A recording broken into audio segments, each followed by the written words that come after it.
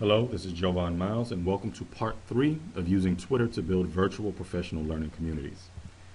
In part 3, we will be talking about how to find existing professional learning communities on the web, how to participate in PLCs via Twitter, how to use a program called TweetDeck, and how it will help you participate in PLCs. And finally, I'll be directing you towards some information that can help you use Twitter to create your own PLCs. So first and foremost, there's no need to reinvent the wheel. That's one of the things that I pointed out as being very important or beneficial about PLCs. So we'll join or find existing PLCs so we don't have to create our own. PLCs and Twitter chats, as far as I'm concerned, are the same thing. They are groups of like-minded professionals who meet virtually based on a previously agreed upon schedule that's agreed to in advance, to discuss a specific targeted topic. And these topics range from everything from math education to special education to urban education, hip-hop education. They're geared toward instructional coaches, teachers, paras, parents, and anybody who considers himself a stakeholder in public or private education. Most PLCs and Twitter chats are archived via website or wiki. When I was first getting into finding the Twitter chats and PLCs, I simply went to Google and I typed in EdChats on Twitter, and the first website, or one of the first websites, or best website that came back was the following.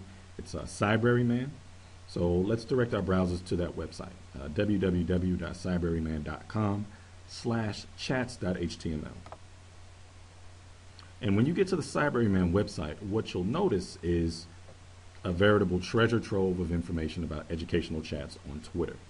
I highly recommend you adding this website to your favorites. Cybraryman's a part of the EdChat team, or the EdChat professional learning community, and this person has taken it upon themselves to pull all of this information together in one single place so that it's easily accessible by the entire educational community on Twitter and on the web. Cybraryman has primers on how to take part in or moderate EdChats on Twitter. This is definitely something you want to check out if you're interested in starting your own. He's got a Google Calendar of Twitter chats in education, and he's got a listing of Twitter chats by day. He's also got a collection of hashtags that can be used to search for different Twitter chats. And there's more here than I care to dig into. But to make life easier for you, what I've done is I put together a quick sheet, or cheat sheet if you will, of some common learning community topics or Twitter chat topics. The cheat sheet that I've put together will be attached to the website in the form of a PDF, but it's broken down by the specific topic, who the moderator is if there is one, the day, time, and hashtag associated with the topic, as well as the website where previous chats or previous PLC meetings are archived. So what I want to do is go ahead and show you how to find this stuff on Twitter using the web interface, and talk about why the web interface isn't necessarily the greatest way to participate in these chats. So let's talk about, let's look at the special ed chat. So the hashtag for special ed chat is #SpedChat. So let's go to the Twitter website, sign in.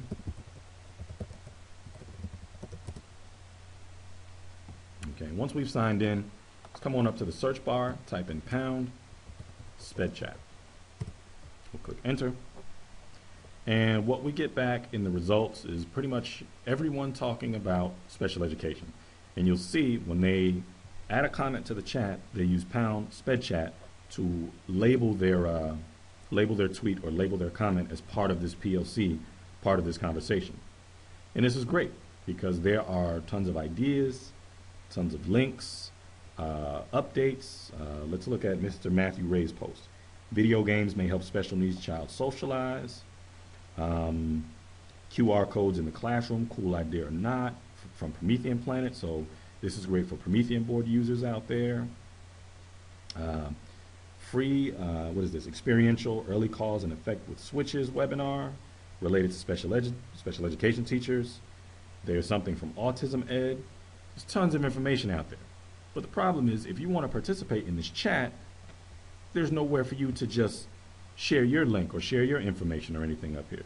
You'd have to go back to your Twitter homepage, type something. I want to talk in the Sped Chat, tweet it, then you'd have to click on the Sped Chat hashtag and then go find anyone who is participating in your conversation. That's difficult. That's annoying. And if you had to use the Twitter interface to participate in these PLCs, I think most people would quit very quickly. So that brings us to a lovely little program called TweetDeck. Please direct your browsers to www.tweetdeck.com. You can pause the video while you do this. Go ahead and click on desktop here. TweetDeck is an application that plugs into Twitter, but they've got a version for your desktop, for your iPhone, for your Android, for the Google Chrome browser. But we want to use the desktop version. It's the most full-featured and robust. So click on desktop, and we want to click on download now. Okay, I'm not actually going to download this. I actually already have TweetDeck on my desktop, but for your purposes, go ahead and save the file. Once the file is finished downloading, you will have a copy on your desktop here. Double click on that, and TweetDeck installs very quickly. Click on install, click on continue. I think TweetDeck may install in less than a minute. It's a really, really quick and light program and very useful.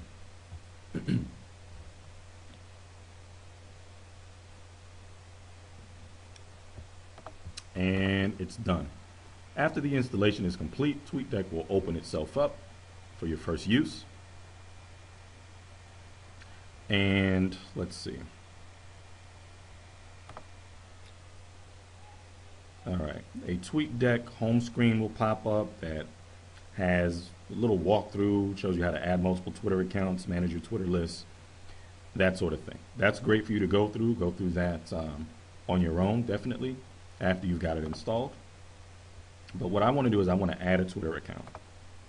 So I'll add my Twitter. All you do is enter in your username and password, click submit. Okay. You can sign up for a TweetDeck account. I don't recommend it. I don't use it for anything, but if that's something you want to do, go ahead and do that. I'm just going to skip this step.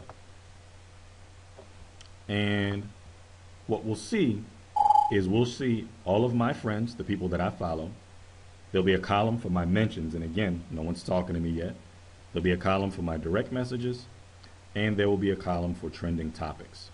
I don't really care about the direct messages, so I'll close that out. I don't care what TweetDeck recommends, so I'll close that out. And I don't care about what's trending worldwide, so I will close that out. Okay? But what I do want to do is I would like to add a new column to TweetDeck. Okay? One moment. So I come over here to the little plus sign where it says add column, and I'll click plus.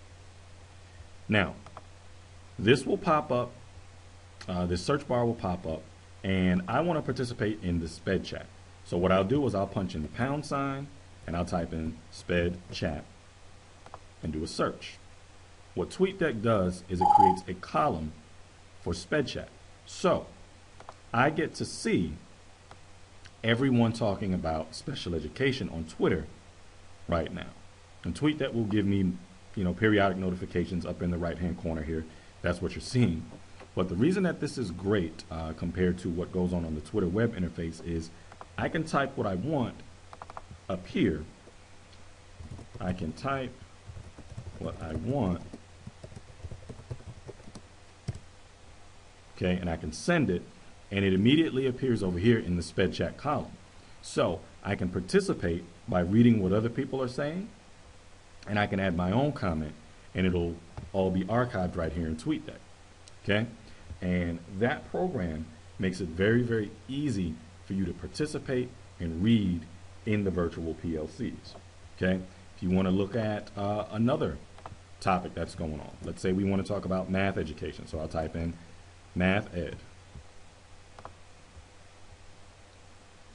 And TweetDeck will add another column to the interface showing everyone who's talking about math education. And again, I can participate in that topic. And that's pretty much all there is to TweetDeck and why it's so beneficial to participating in the PLCs. Now, you're only going to get out of the PLCs what you put into it. So if all you're going to do is just read other people's comments to begin with until you get comfortable, that's great. But you should definitely bring something to the table. Bring your own ideas. Bring your own approaches. Reply to people's comments. So if you want to reply, like let's see, ND Collier says, a teacher today used her smartphone as a mobile mouse to operate her laptop as it projected via the smartboard. That's great. I can reply to ND Collier, and since it's in Math Ed, I use the hashtag Math Ed, and I say, that's cool. How did she do it? Do you have a link to share that information? And I click send. Okay, and again, you'll see that now my conversation is in the Math Ed column. I've replied to ND Collier, and maybe she'll reply back to me as well, and the conversation keeps going. And that's how you get some benefit out of the PLC. You read, you reply, you participate, and hopefully, you know, as you start to participate more often, people will start doing the same for you, reading your comments, replying to what you have to say, and asking you questions. So let's go ahead back to our slideshow here. Okay. So yeah, this slide just rehashes everything I just said. Share your own thoughts, your links, your resources. Reply to the messages of others. If you're not talking, you're not going to get any benefit out of it. Definitely don't forget to include your hashtags. That's an easy one to do. You can make a great comment, but if your hashtag isn't there, the other Twitter users don't know that you're having that conversation with them. And last but not least, the PLC is only as vibrant and beneficial as you make it. Okay? Creating your own PLC is an interesting topic. It's not one that we're going to spend a lot of time on because Cybrary Man actually has a primer on doing that. I definitely recommend you checking out that website if you're interested. But a couple of things that you want to do before going ahead and starting your own topic. You want to make sure the topic isn't already being covered by someone else. Again, the PLC is supposed to eliminate reinvention of the wheel. Don't duplicate a topic, especially a topic that's popular and it's been around for a while. Come up with a unique hashtag and research it to make sure it isn't already being used. I collaborated with another professional that I met on Twitter in doing a chat for instructional coaches. We came up with a great hashtag. We did everything we were supposed to do. And a couple weeks into it, we found out that a chat already existed with a better hashtag. And we ended up merging with them, but we wasted a lot of time and energy. So do your research, come up with a cool hashtag. Invite people from your other PLCs to join in on your chat. There's nothing more boring than a PLC between 2 or maybe 3 people. There's not a whole lot of opportunities there for professional growth. You know, you want to have at least 10 people in your PLC or in your Twitter chat.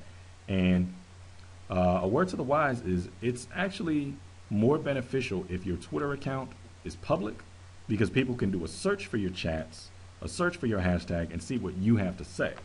Remember from part 2 from the second screencast that if your Twitter account is private, people can't find your tweets in search results. So keep that in mind if you decide to create your own PLC. And last but not least, start slow. If you're new to this, I wouldn't recommend starting a Twitter chat or a PLC right away. Participate in them for a while, get comfortable with the interface, get comfortable with TweetDeck, and then if you're still very passionate about it, start your own and follow the 3 tips above, and I think you'll do fine. So just to recap the 3 parts in the using Twitter to build virtual professional learning community series. In part 1, we covered what PLCs were, why they were beneficial. Part 2, we covered what Twitter was, why it was beneficial, and some of its features. We also looked at creating a Twitter account. And part 3, we looked at how to find existing PLCs. We took a look at using TweetDeck to participate in existing PLCs. and we briefly discussed creating your own virtual PLCs on Twitter. Thanks so much for taking the time to view the 3 screencasts in the Using Twitter to Build Virtual Professional Learning Communities professional development. If you have any questions, comments, or concerns, feel free to email me or leave a reply on the website. Happy tweeting, happy participation in your virtual PLCs, and I hope you all have a great day.